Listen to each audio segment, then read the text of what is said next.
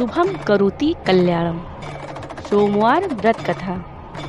प्राचीन समय में किसी नगर में एक वैश्य रहता था। वह वैश्य बहुत ही धनी था।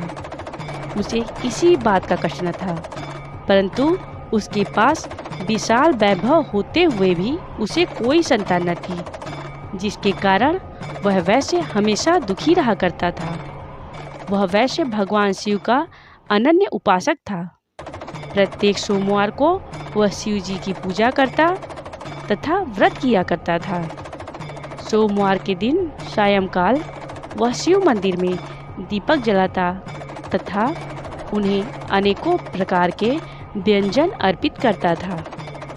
इसके बाद पत्नी सहित भगवान का प्रसाद ग्रहण करता था। उस वैश्य के भक्ति भाव को देखकर पार्वती जी दयार्द हो गई और शिव जी से बोली, हे शिव जी, यह वैश्य प्रति सोमवार को आपका पूजन कितनी श्रद्धा से करता है। आप इसकी संतानहीनता दूर क्यों नहीं करते। पार्वती जी की बात सुनकर शिव जी ने कहा, हे देवी, इस वैश्य को संतान का न होना इसके पूर्व जन्मों का फल है और वह अपने कर्मों का फल भुगत रहा है। पार्वती जी ने कहा, हे भगवान, यदि आप अपने भक्तों का कष्ट दूर नहीं करेंगे तो भक्तजन आपकी पूजा आराधना क्यों करेंगे। इसलिए आप उसे अवश्य पुत्रवान बनाइए।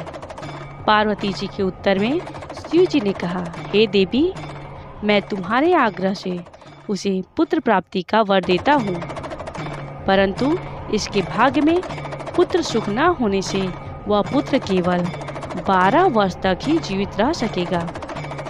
कुछ काल के अनंतर भगवान शिव की कृपा से वैश्य पत्नी गर्भवती हुई और 10वें मास उसे पुत्र रत्न की प्राप्ति हुई। पुत्र उत्पन्न होने से वैश्य के घर में अत्यंत आनंद मनाया गया, परंतु फिर वह वैश्य निश्चिंत न हो सका, क्योंकि वह जानता था कि पुत्र केवल 12 वर्ष तक ही मेरे साथ रहेगा। इस प्रकार आनंद मंगल में 11 वर्ष का समय बीत गया। एक दिन उसकी माता ने पति से पुत्र विवाह के लिए आग्रह किया। वैश्य ने अपनी पत्नी से कहा, अभी विवाह की क्या चिंता है, अभी तो मैं इसे काशी में विद्या अध्ययन के लिए भेजना चाहता हूँ। पत्नी से ऐसा कहकर वह वैश्य ने लड़के के मामा को बुलाया और उसे बहुत सा धन देकर कहा, तुम अपने इस भांजे को पढ़ने के लिए काशी में ले जाओ, परंतु एक बात याद रखना कि मार्ग में ब्राह्मणों को भोजन दक्षिणा देते तथा यज्ञ करते हुए जाना। इस प्रकार घर से वे दोनों विदा होकर मामा भांजे निकल गए और रास्ते में ब्राह्मणों को भोजन दक्षिणा देते तथा यज्ञ करते हुए एक नगर में पहुंच गए। संयोग से उस नगर के राजा की कन्या का विवाह उसी दिन था। कन्या अत्यंत सुंदर तथा सुलक्षणा थी, परंतु जिस राजकुमार से विवाह होने वाला था वह एक आंख का काना था। वर के पिता को इस बात की बहुत चिंता थी।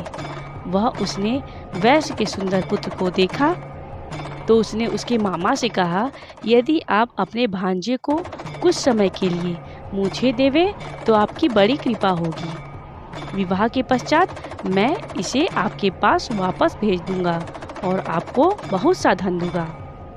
वर के पिता के इस प्रस्ताव से वह सहमत हो गया और अपने भांजे को नकली वर बनाकर विवाह मंडप में भेज दिया।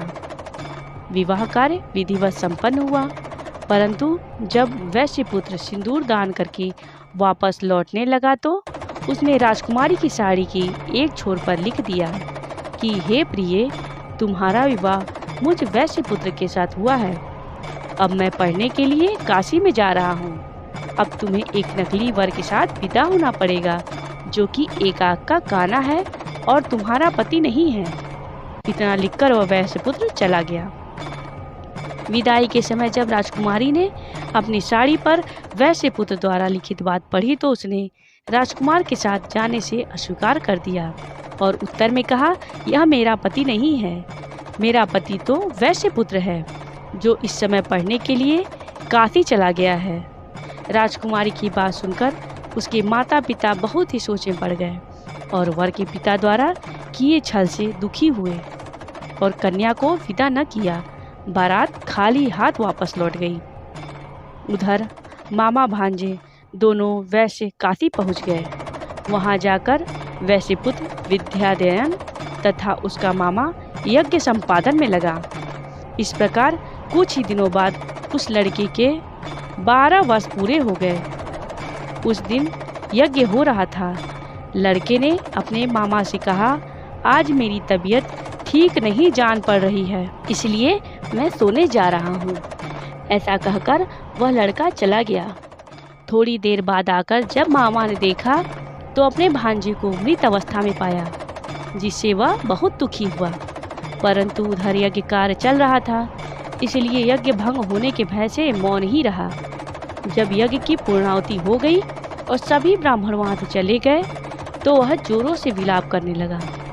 उसी समय दैव योग से पार्वती जी के साथ शिव जी उधर से आ निकले। उस विलाप को सुनकर पार्वती जी का मन दयार्द हो गया और वह शिव जी से बोली, हे भगवान, इतना करुण क्रंदन कौन कर रहा है? आप वहाँ चलकर देखिए कि उसके रोने का क्या कारण है। पार्वती जी के आग्रह से शिव जी उस स्थान पर गए। वहाँ पहुंचकर पार्वती जी ने उस बालक को पहचान लिया और कहा, हे भगवान, आपके वरदान से उत्पन्न बालक मृत हो चुका है, इसका क्या कारण है? शिव जी बोले, हे देवी, यह बालक अपनी पूरी आयु समाप्त कर चुका है और अब मृत्यु को प्राप्त हो गया है, इसमें मैं क्या कर सकता हूँ?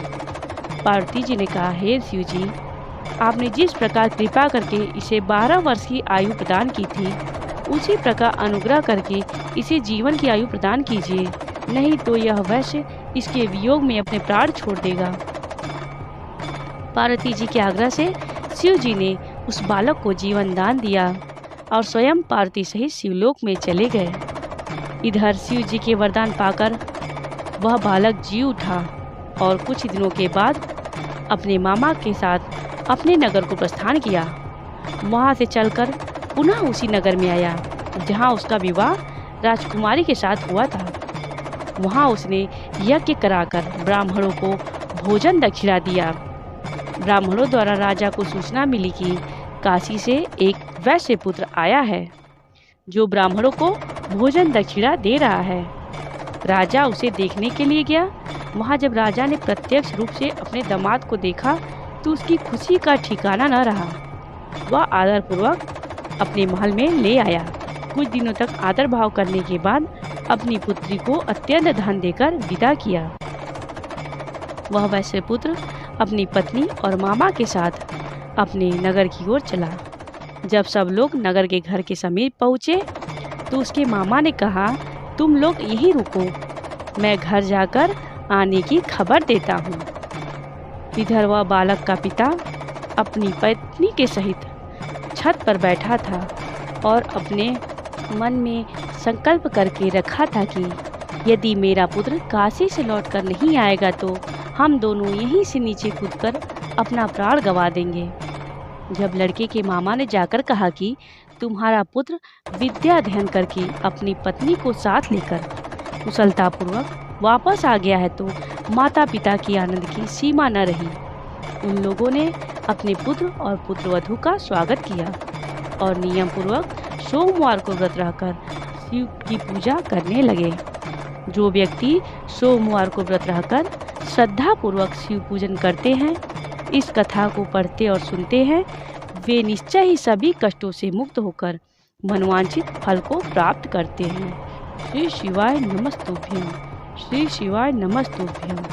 सोमवार की पूजन की विधि। सोमवार को दिन भर भोजन नहीं करना चाहिए। शाम के समय जब सूर्यास्त में 3 घड़ी का समय शेष रह जाए तब स्नान आदि कर्मों से निवृत्त होकर श्वेत वस्त्र धारण करें। तत्पश्चात संध्या वंदन करने के बाद शिव जी का पूजन प्रारंभ करें। पूजन के स्थान को स्वच्छ जल तथा गोबर के घोल से लीपकर मंडप बना लेना चाहिए और उस मंडप के ऊपर रंगीन चंदवा लगवाकर बंधनवार से सुसज्जित कर देना चाहिए। उस स्थान पर 5 रंगों के मिश्रण से पद्म पुष्प की आकृति बनाकर कुश का आसन बिछाना चाहिए और उस आसन पर पूर्वाभिमुख अथवा उत्तराभिमुख होकर बैठ जाना चाहिए।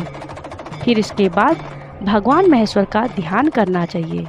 ध्यान का समय करोड़ों चंद्रमा के समान कांतिमान, त्रिनेत्रधारी, मस्तक पर चंद्रमा का भूषण धारण करने वाले, पिंगलवर्ण के जटाजूटधारी, नीले कर्ण तथा अनेक हारों से सुशोभित, वरदहस्त, परशुधारी, नागों के कुंडल पहने, व्याघ्र चर्म धारण किए हुए, रत्न जड़ित सिंहासन पर विराजमान शिव जी का ध्यान करना चाहिए। ध्यान के समय एकाग्रचित होकर संकल्प करना चाहिए। हाथ जोड़कर मन में देवाधिदेव शंकर का ध्यान करते हुए कहना चाहिए, हे शंकर जी, आप संपूर्ण पापों के नाश के निमित्त प्रसन्न होइए। शोक रूपी अग्नि में दग्ध संसार के भय से भयभीत एवं अनेक प्रकार के रोगों से आक्रांत इस अनाथ की आप रक्षा कीजिए। हे स्वामी, आप देवी पार्वती के सहित पधार कर मेरी पूजा को ग्रहण कीजिए। ऐसा करने के बाद ओम गौरी सहित शिवाय नमः इस मंत्र द्वारा उनका आवाहन करना चाहिए। इसके बाद जल से शिव जी को स्नान कराना चाहिए। तत्पश्चात वस्त्र, यज्ञोपवीत, गंध, द्रव्य और आभूषण आदि अर्पित करें। पुष्पों में मंदार, कमल, कनेर, धतूरा और बेलपत्र चढ़ाना चाहिए। धूप दीप देकर खीर का नैवेद्य चढ़ावें अथवा शक्कर या गुड़ से युक्त मिष्ठान अर्पित करें। तत्पश्चात तांबूल आदि चढ़ाकर आरती करनी चाहिए। अंत में ओम नमः शिवाय मंत्र का 1000 जप करना चाहिए। पूजा की समाप्ति के बाद ब्राह्मण को भोजन कराकर यथाशक्ति दक्षिणा देनी चाहिए। इस व्रत के करने से संपूर्ण पापों का नाश हो जाता है। यहाँ तक कि सैकड़ों ब्रह्महत्या का भी पाप नष्ट हो जाता है। दरिद्रता दूर होती है, रोग से छुटकारा मिलता है। इसके प्रभाव से सभी प्रकार के कष्ट दूर होकर सुख, धन और पुत्र की प्राप्ति होती है। सोमवार के व्रत से विद्यार्थियों को विद्या की तथा विधवाओं को धर्म की प्राप्ति होती है। यह व्रत सभी मनोरथों को पूर्ण करने वाला है। सुहागिन स्त्रियों को इस व्रत से सौभाग्य की वृद्धि होती है। इस व्रत के फल की महिमा सर्वथा अकथनीय है।